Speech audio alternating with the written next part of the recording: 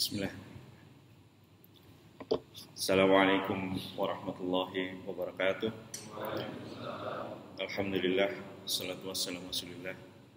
Asyhadu an la ilaha illallah wahdahu la syarika lah wa asyhadu anna Muhammadan abduhu wa rasuluh.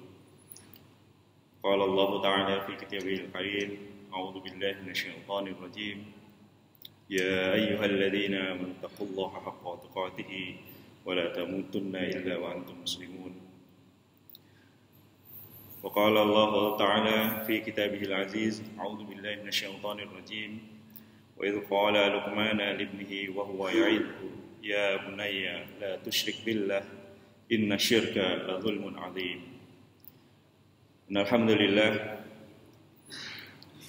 puji syukur kita panjatkan kehadirat Allah Subhanahu wa taala yang mana kita masih diberikan ini nikmat Islam, iman, kesehatan, dan tentunya kesempatan, sehingga pada pagi yang insya Allah dirahmati oleh Allah Subhanahu wa taala ini kita masih diberi kesempatan untuk sholat berjamaah subuh.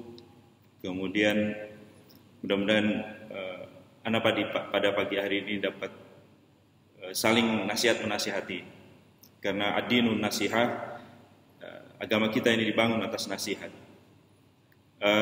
Pagi ini tema yang Anda pilih adalah adab dan ilmu, tapi mungkin pembahasan kita akan lebih banyak berbagi pengalaman saja sebenarnya. Mudah-mudahan apa yang bisa Anda bagikan pada pagi hari ini, mungkin mudah-mudahan bisa di beberapa menit ke depan kita bisa minimal memantik keingintahuan kita, memantik apa yang harus kita lakukan berikutnya, karena dari sisi adab dan ilmu tentunya kita semua sama-sama maklum bahwa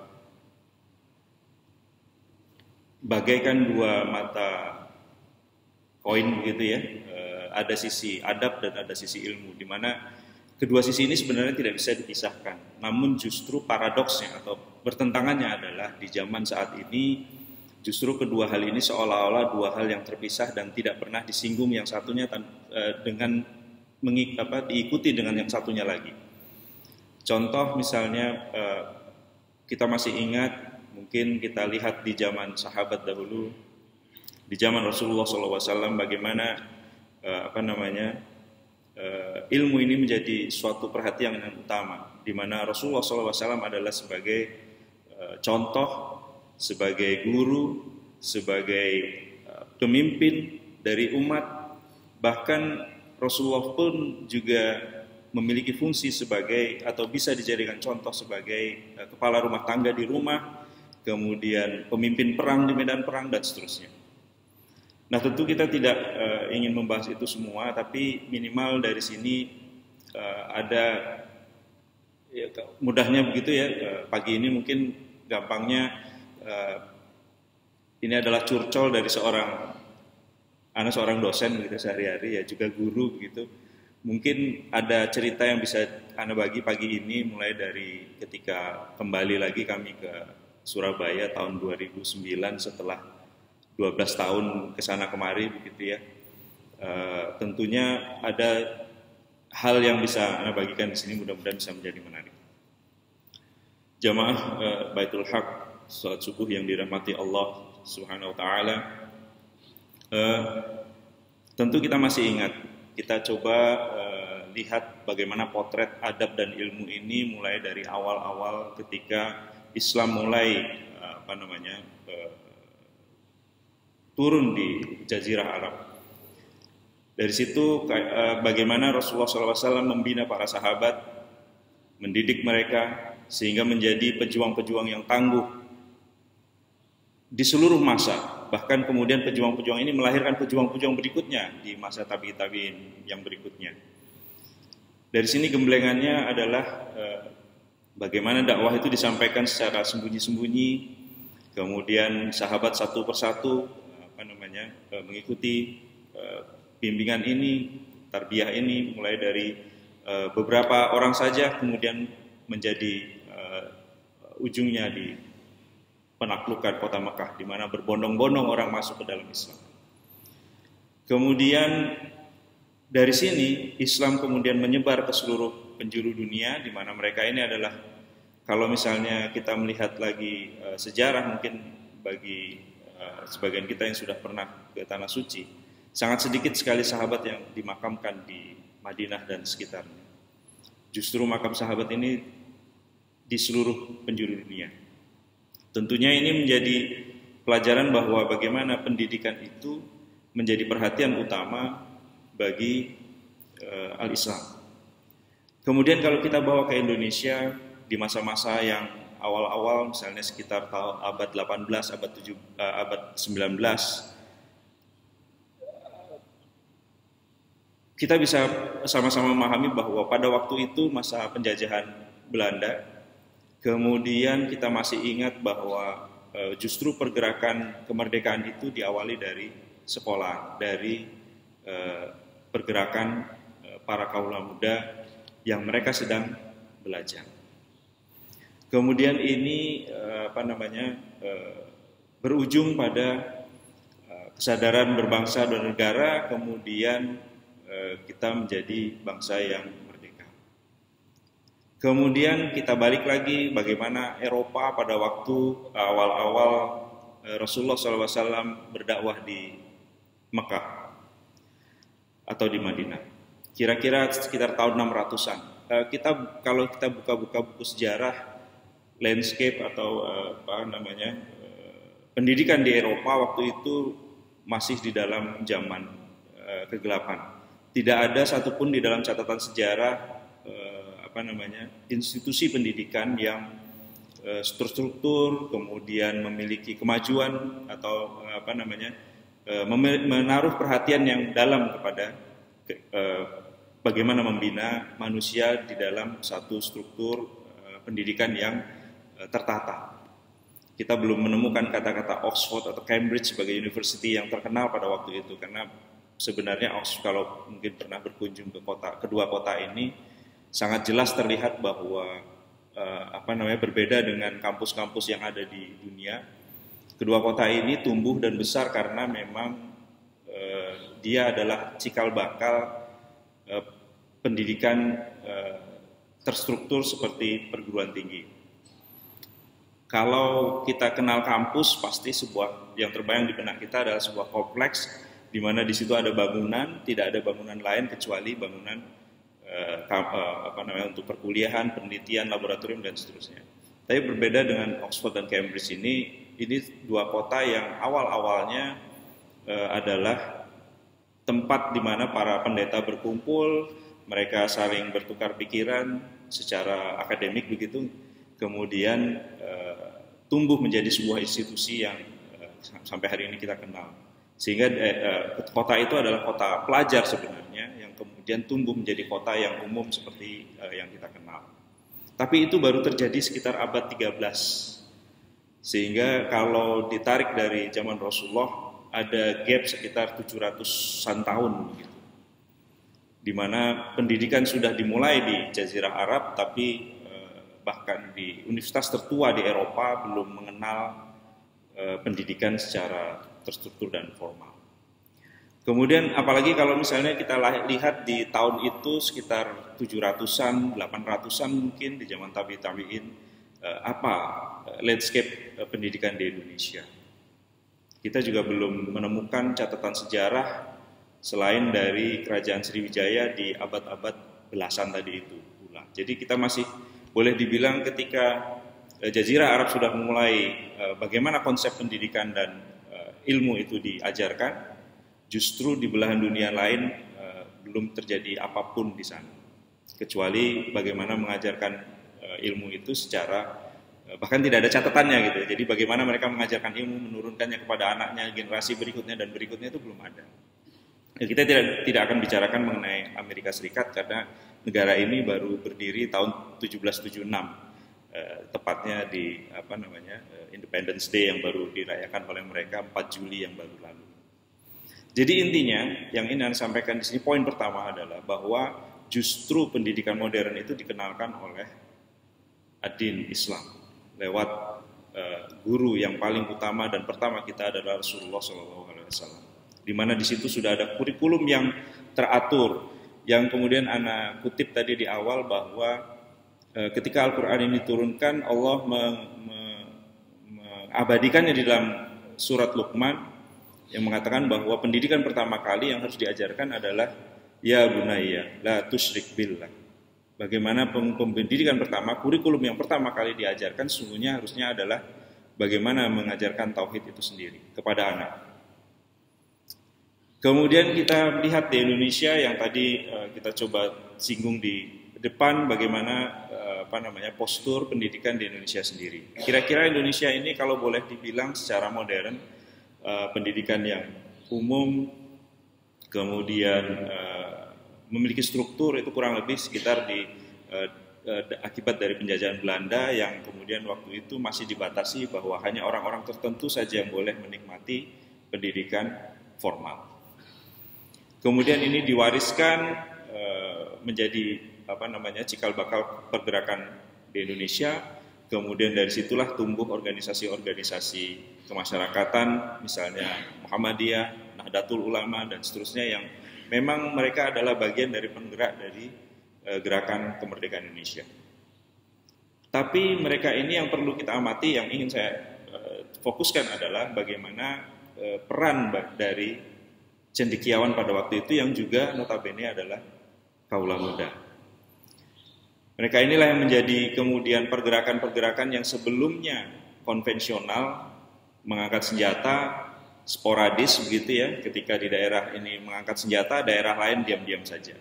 Kalau kita masih hafal sejarah, bagaimana peta pergerakan perjuangan kemerdekaan kita bersenjata, itu tidak dalam satu komando, tapi masing-masing tergantung tokohnya masing-masing. Itu sebabnya sangat mudah dalam tanda kutip secara strategi militer, yang satu dipadamkan, sementara yang lain diam-diam saja, sehingga secara militer mudah dihentikan.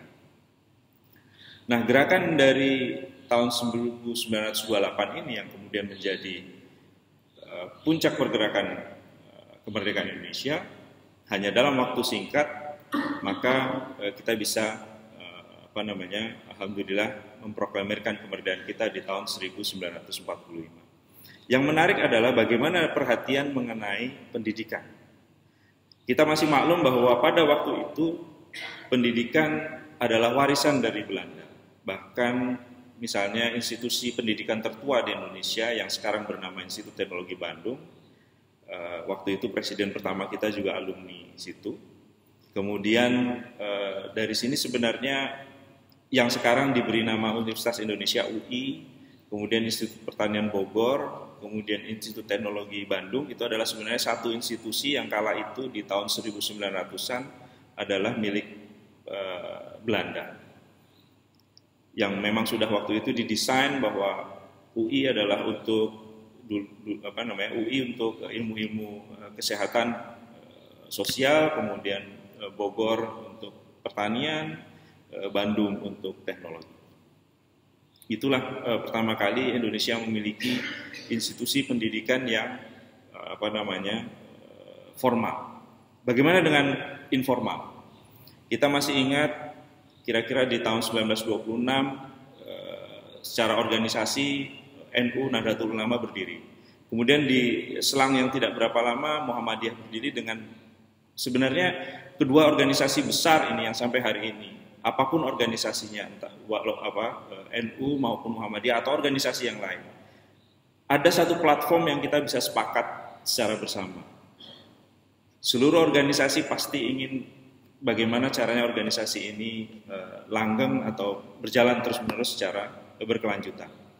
Dan kunci yang pasti bisa disepakati bersama adalah pendidikan. Bagaimana mencetak kader, bagaimana mencetak penerus bagi organisasi ini, bagi negara ini. Kalau kita tarik ke negara Republik Indonesia, bahwa platform yang bisa disepakati bersama adalah pendidikan. Yang jadi masalah adalah kalau kita perhatikan perjalanan pendidikan ini dari kemerdekaan sampai hari ini, seolah-olah ada satu resep yang dilupakan. Itu sebabnya anak coba angkat di pagi hari ini, yaitu adab. Kita masih ingat mungkin Bapak Ibu sekalian, kalau saya dulu, saya ini alumni SD, saya kurang lebih lulus tahun 1986. Kita masih ingat mungkin di sekitar tahun itu mungkin bapak-bapak atau ibu-ibu lebih jauh lagi waktunya di tahun 1970-an atau sekitar itu. Kita masih ingat pagi hari kita berangkat ke sekolah. Waktu itu kita berangkatnya tuh bagaimana caranya supaya kita berangkat lebih pagi, supaya ketika sampai di sekolah kita bisa menyambut bapak ibu guru kita. Bahkan saya masih ingat kami berebut untuk membawakan tasnya waktu itu. Kemudian kita juga masih ingat bagaimana kita berlomba-lomba berusaha menyenangkan atau menarik perhatian bapak ibu guru kita, misalnya dengan siapa yang menghapus papan tulis terlebih dahulu. Intinya setiap anggota kelas itu saling berebut menarik perhatian bapak ibu guru kita masing-masing waktu itu, bagaimana agar kita ini memudahkan bapak ibu guru tadi itu memulai pelajarannya di kelas. Kita tahu bahwa sampai hari ini juga sama, ada dosen atau guru yang killer gitu ya dalam istilah anak muda sekarang. Ada juga guru yang gampang, mudah, dan seterusnya. Itu juga ada. Tapi pada waktu itu berbeda penyikapannya dengan yang saat ini. Kita sudah tidak temukan lagi yang seperti itu di masa-masa saat ini. Dari mana asalnya yang seperti ini? Nah, itu yang kemudian menjadi perhatian kami di kampus terutama. Karena kami juga melakukan beberapa penelitian terkait dengan sikap dan bagaimana sikap ini kemudian bisa membantu kami ketika belajar di kelas. Nah, ini isu yang menurut kami menarik, kami tarik dari sejarah tadi itu, bagaimana ilmu itu ditransfer atau diberikan atau diajarkan dari sejak zaman Rasulullah SAW di Eropa, di Asia, di Amerika. Kemudian bagaimana mereka ilmu ini tadi diajarkan, apa yang kemudian metode apa yang digunakan pada pembelajaran ini, mulai dari sisi tempat dan sisi waktunya. Bagaimana Eropa mulai mengenal institusi pendidikan, bagaimana mereka mengajarkan ilmu tersebut kepada murid-muridnya. Dan ini berlanjut, tradisi ini dari tahun ke tahun hingga ratusan tahun hingga hari ini. Baik itu di Eropa, di Afrika. Mungkin sebagai pengetahuan saja bahwa universitas pertama kali yang memiliki kurikulum modern seperti saat ini itu ada di Maroko, di Maghribi, di Afrika Utara. Di situ ada universitas pertama kali yang didirikan tahun 1087, tempat berkumpulnya para cendekia. Kemudian mereka bersepakat menyusun sebuah kurikulum, kemudian dijadikan sebuah institusi pembelajaran yang kemudian dikenal seperti universitas yang saat ini. Cambridge belum ada, Oxford juga belum ada waktu itu. Jadi setelah 200 tahun berikutnya baru kemudian dikenal institusi yang sejenis di Eropa. Jerman juga belum mengenal institusi ini. Jadi pertama kali memang tumbuhnya kalau Eropa di Inggris. Justru universitas pertama kali ada di Afrika. Nah, yang menjadi menarik adalah bagaimana pembelajaran itu berevolusi dari tahun ke tahun hingga saat ini, hari ini yang kita nikmati. Kemudian apa dampaknya ketika kita misalnya meninggalkan adab sebagai bagian dari pembelajaran. Nah, ini yang menjadi tema menarik pagi ini yang Anda coba angkat. Mudah-mudahan ini menjadi perhatian kita bersama. Yang pertama adalah mari kita perhatikan lagi, kembali lagi ke bagaimana pendidikan kita setelah kita merdeka di tahun 1945, kita tarik sampai hari ini. Kita sudah sama-sama yakin, kita sudah sama-sama maklum bahwa kurikulum ini berubah-ubah setiap masa. Baik itu kurikulum nasional yang menjadi ketetapan bagi pemerintah maupun kurikulum yang ditetapkan oleh masyarakat di lembaga-lembaga pendidikan informal, istilahnya. Ada satu hal yang benang merah yang Anda tarik di sini, bahwa sebenarnya ketika kita memasukkan metrik atau alat ukur bahwa pendidikan itu dikatakan sukses jika mahasiswa atau siswa itu memiliki nilai tertentu. Contoh kalau di kampus itu maksimum nilai yang bisa diperoleh seorang mahasiswa adalah 4.0. Jadi kalau dia indeks prestasinya 4.0 maka dia dianggap sukses karena dia atau mendekati 4.0 maka dia dianggap sukses karena artinya hampir seluruh nilainya A. Ada masalah di sini. Dan masalah ini kalau Anda tarik balik lagi gitu ya, fast forward cepat begitu, mulai dari tahun 2009 sampai hari ini, jadi kira-kira ada 12-an tahun begitu ya, karena nanti kami di ITS September ini akan memulai lagi tahun ajaran baru dengan kurikulum baru dengan mahasiswa baru pula. Dari tahun ke tahun perbedaannya perguruan tinggi dengan dengan SD, SMP, SMA adalah kami perguruan tinggi menetapkan kurikulum kami sendiri. Kami mengevaluasinya, kami berubah-ubah sendiri. Berbeda dengan SD, SMP, SMA yang mengikuti nasional, dan ini perubahannya juga bergantung pada kebijakan di pusat.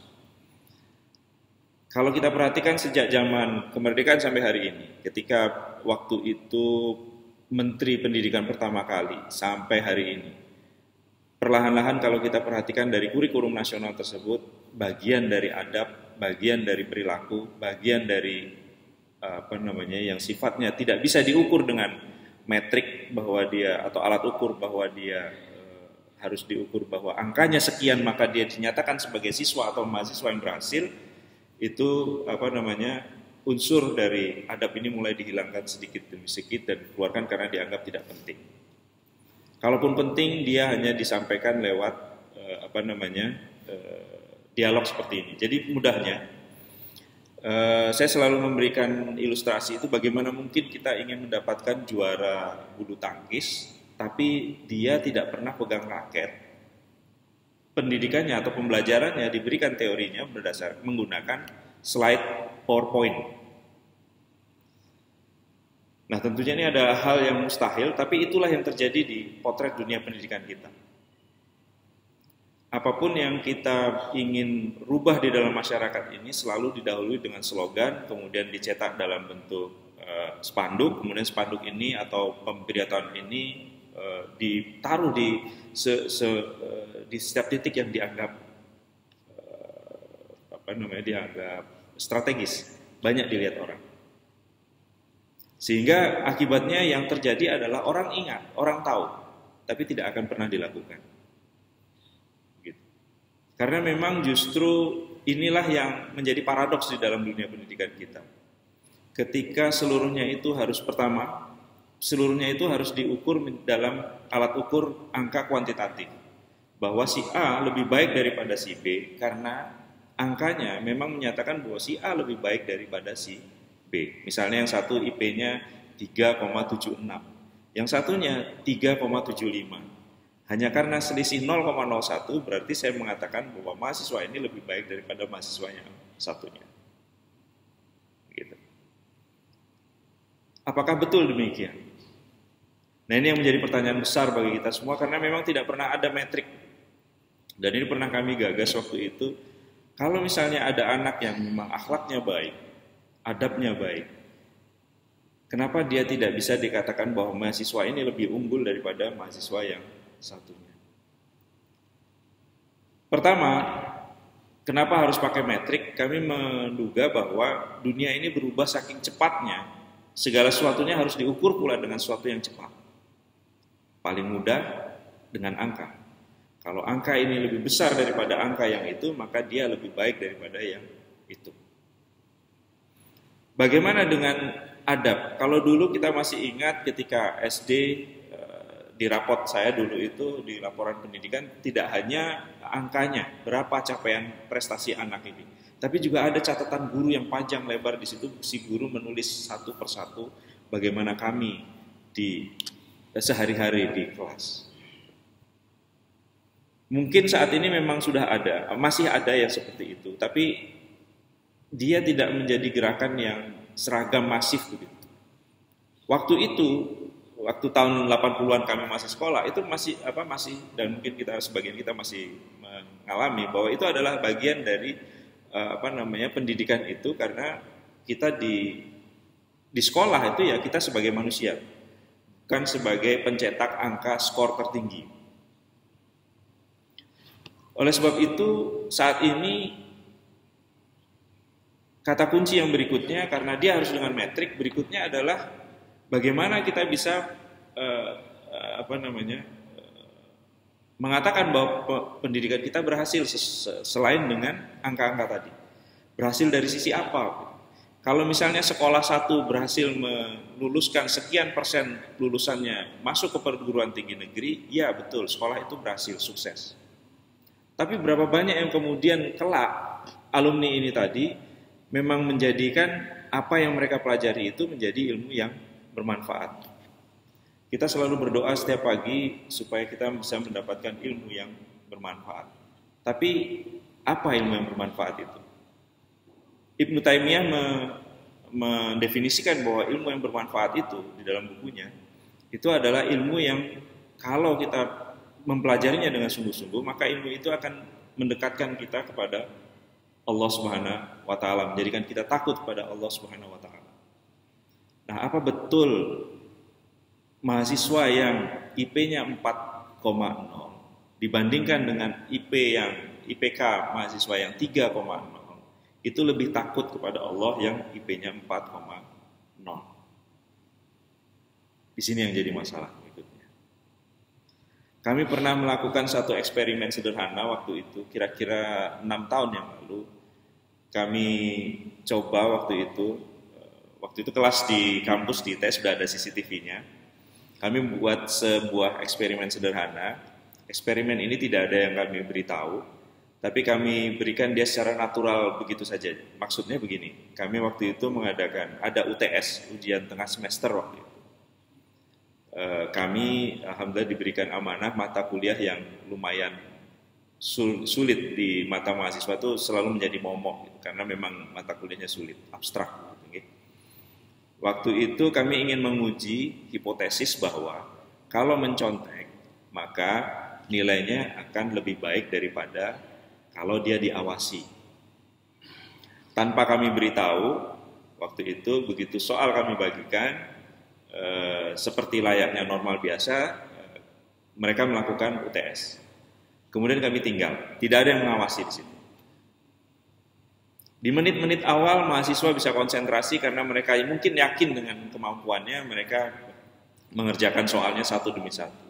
Tapi ujian ini kurang lebih 1,5 jam, 1 jam 40 menit begitu ya. Tapi begitu setelah lewat 30 menit pertama mulai kasak-kusuk. Kami perhatikan di monitor CCTV tadi. Kasak-kusuk, ada yang mulai noleh ke kanan, ke kiri mencari-cari kesempatan karena memang tidak ada yang mengawasi di situ. Mereka juga tidak tahu kalau CCTV-nya sedang on, sedang nyala. Kemudian menit 40 menjelang akhir 30 menit, mulailah mereka kemudian mobilitasnya di dalam kelas itu tinggi. Mereka mulai bukan saja berani lagi ke sebelah kanan kirinya untuk mencari jawaban, mereka sudah berani bergentayangan istilahnya ya, dari ujung kelas ke ujung kelas mencari jawaban. Jawabannya kayak apa soal untuk yang nomor ini? Padahal soal itu sudah pernah kami berikan di kelas sebagai bentuk latihan. Kemudian kami ujikan kembali di UTS, hanya kami rubah saja angka-angkanya. Intinya seandainya mereka perhatian pada pekerjaannya, kami yakin desainnya, kami yakin bahwa mereka akan bisa menjawab pertanyaannya. Tapi nyatanya tidak. Sehingga mereka merasa perlu di akhir-akhir menit 30 menit akhir dari UTS itu mereka perlu untuk mencari jawabannya ke tetangga-tetangganya satu kelas. Kemudian kami biarkan sampai selesai. Kami perhatikan, dicatat di CCTV. Kemudian beberapa pekan berikutnya kami adakan kuis mendadak. Kuis itu evaluasi juga, tertulis juga, kami berikan soal, tapi mendadak tidak kami beritahu. Kami awasi juga pada waktu itu. Soalnya juga kami berikan soal yang sama seperti UTS tadi. Tujuannya waktu itu sebenarnya kami ingin tahu apa betul gitu mencontek itu nilai total rata-rata kelas lebih baik daripada diawasi. Kenyataannya dari percobaan sederhana ini justru nilai ketika mencontek overall rata satu kelas itu lebih rendah daripada ketika mereka percaya diri mengerjakan sendiri. Ini menjadi kenapa mereka demikian? Karena ternyata dinamika di kelas itu mahasiswa ini sebenarnya mereka adalah intelektual yang sudah memiliki memiliki kepercayaan diri bahwa inilah yang benar jawabannya. Cuman karena mereka ragu-ragu, akhirnya mereka bergentayangan tadi itu mencari jawaban. Ini menjadi waktu itu wake up call, alarm bagi kami bahwa ternyata mencontek itu pertama merugikan, kedua juga tidak ternyata secara overall, secara agregat gitu ya, secara umum gitu. Dia tidak memberikan hasil yang lebih baik. Jadi ruginya 2 kali bahkan 3 kali. Kepercayaan dirinya runtuh, hasilnya tidak lebih baik, malah ngerecoki atau merusak konsentrasi teman-temannya yang lain yang memang mereka sudah ingin mengerjakan secara fokus mandiri. Dari sini kita bisa mengambil kesimpulan bahwa ada yang salah dengan desain pendidikan kita, di mana adab itu mulai ditinggalkan, justru muncul sifat-sifat yang baru yang belum dikenal, misalnya tadi keinginan mencontek bahkan secara jama'i begitu ya. Tapi malah justru hasilnya tidak memberikan hasil yang lebih baik. Dari sini kita bisa mengambil kesimpulan kalau kita tarik ke jadi lebih besar, memang ini ekstrapolatif begitu ya. Kita simpulkan ke jadi besar bahwa sebenarnya pendidikan kita ini betul menghasilkan mencetakkan intelektual muda yang baru. Tapi dia tidak memberikan orang yang menjadikan ilmunya bermanfaat kelak. Bahkan memiliki potensi dia menjadikan dia menjadi merusak. Karena apa? Memang tidak diajarkan, tidak diberikan muatan-muatan akhlak tadi itu, adab tadi itu di kelas atau di institusi pendidikan kita secara umum. Nah, penutup saya di akhir ini adalah kalau begitu siapa yang seharusnya memberikannya?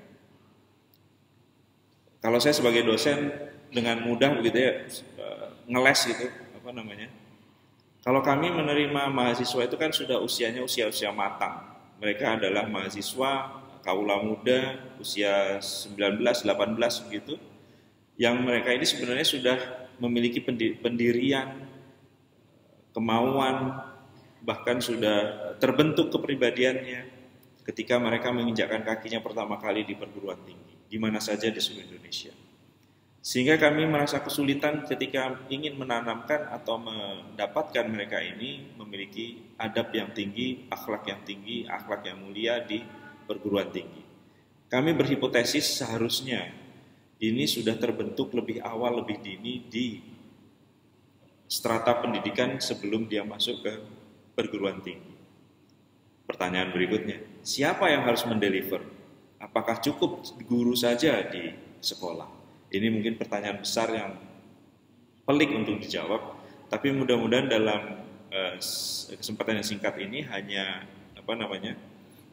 secara garis besar tidak bisa dikatakan bahwa ini adalah peran dari guru atau institusi pendidikan semata. Dia harus berasal dari rumah karena porsi waktu yang dimiliki oleh siswa ini, siapapun itu, justru lebih besar di rumah dibandingkan di institusi pendidikannya. Kemudian misalnya juga yang waktu itu berkilah kepada kami, bagaimana kalau misalnya dia mondok? Sementara mondok ini kan boarding school ya, mereka harus 24 jam sekali sekian hari tinggal di sana. Ya betul, mereka memang harus di pondok. Berarti yang mewarnai mereka itu adalah lingkungan pondoknya. Berarti ada komponen teman-temannya, ada komponen asatizahnya di sana, juga tentunya ada komponen masyarakat yang berada di sekitar pondok itu. Mereka lah yang kemudian menjadi pendidik-pendidik mereka ini. Berikutnya, bagaimana dengan kurikulumnya kalau begitu? Kalau dia di rumah, kalau dia di pondok, atau dia di sekolahan, atau ketika dia bergaul di masyarakat.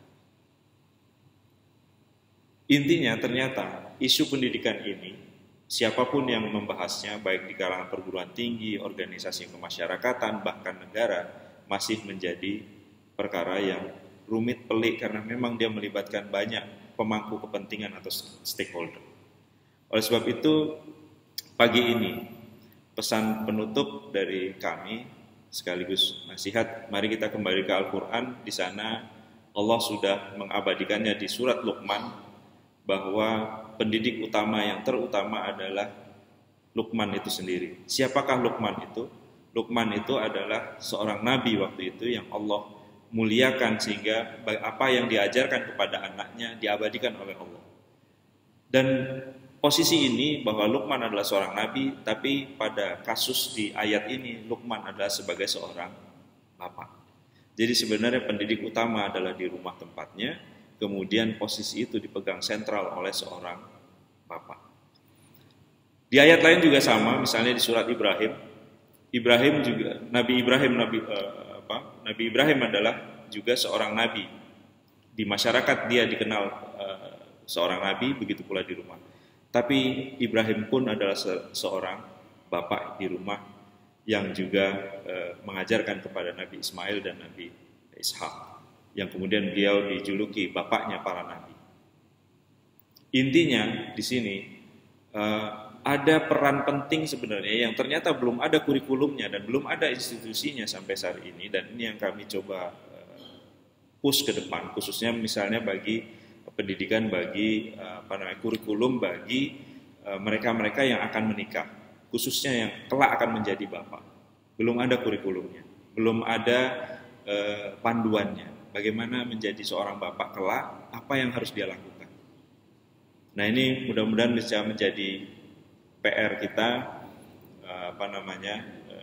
bahan pemikiran kita bersama pada kajian subuh ini, bahwa ada yang hilang di tengah-tengah kita, yaitu kata kunci dari judul yang kami angkat pagi ini, yaitu bagian adabnya belum beres ternyata. Belum ada yang formulasi yang bisa kita sepakati bersama, apapun organisasi kita, baik itu organisasi masyarakat maupun institusi formal seperti perguruan tinggi. Ini belum ada formulasi bagaimana adab ini dimasukkan kemana dia, siapa yang harus mengawalnya, siapa yang harus menyusunnya, bagaimana mengevaluasinya, metrik apa atau alat ukur apa yang harus kita buat. Begitu banyak pertanyaan yang kalau dari sisi ilmunya, ketika diajarkan dia bahwa ada metrik yang namanya indeks prestasi kumulatif IPK tadi, atau misalnya nilai kelas, itu semuanya sudah dewasa, sudah dikenal, sudah maklum kita semua, bahwa kalau kita tanya kepada orang siapapun IP-nya berapa, waduh anak saya IP-nya 3,8 misalnya, kita bisa tahu, oh anaknya hebat ini karena nilainya bagus. Tapi untuk adab itu belum ada. Metrik apa yang harus kita pakai? Apakah kemudian kita tanyakan kepada anak kita, atau anakmu sudah hafal berapa juz misalnya, oh Masya Allah anak saya sudah hafal seluruhnya, mungkin misalnya. Apakah itu menjadi barometer metrik bahwa anak kita ini memiliki adab yang baik, akhlak yang mulia? Nah, ini masih mungkin perlu waktu untuk menjawab, baik itu secara formal maupun informal. Dan Ana berharap bahwa mudah-mudahan di rumah-rumah kita itulah sesungguhnya pendidikan itu dimulai. Kemudian metriknya, untuk sementara kita bisa sepakat untuk tidak sepakat, misalnya kita buat masing-masing di rumah, sehingga kita tidak mengatakan bahwa anak saya lebih baik dari anak Anda karena IP-nya lebih tinggi atau hafalannya lebih banyak daripada anak Anda. Mudah-mudahan kita bisa sepakat untuk tidak sepakat dulu, karena ini perlu perdebatan dan pembicaraan yang panjang, bagaimana kita bisa memiliki kesamaan untuk generasi penerus kita, bahwa tentunya kita ingin mendapatkan anak-anak kita ini, generasi penerus kita ini memiliki akhlak yang mulia, dan tentunya ilmu yang mumpuni baik untuk dunia dan akhiratnya. Dan tentunya seperti kata Ibnu Taimiyah tadi, ilmu yang bermanfaat adalah ilmu yang bisa menghantarkan kita menjadi takut kepada Allah Subhanahu wa taala. Demikian saja yang dapat saya sampaikan. Mudah-mudahan ini bisa menjadi diskusi yang berlanjut di kemudian hari. Mudah-mudahan di Baitul Haq ini ada gerakan untuk para bapak mungkin ya, bagaimana supaya kita bisa menjadi contoh qudwah bagi anak-anak kita, sehingga mereka bisa menjadi orang yang bermanfaat dan tentunya memiliki akhlak yang mulia. Alhamdulillah, ana akhiri subhanakallah bihamdika asyhadu an la ilaha illa anta astaghfiruka wa atubu ilaik. Assalamualaikum warahmatullahi wabarakatuh.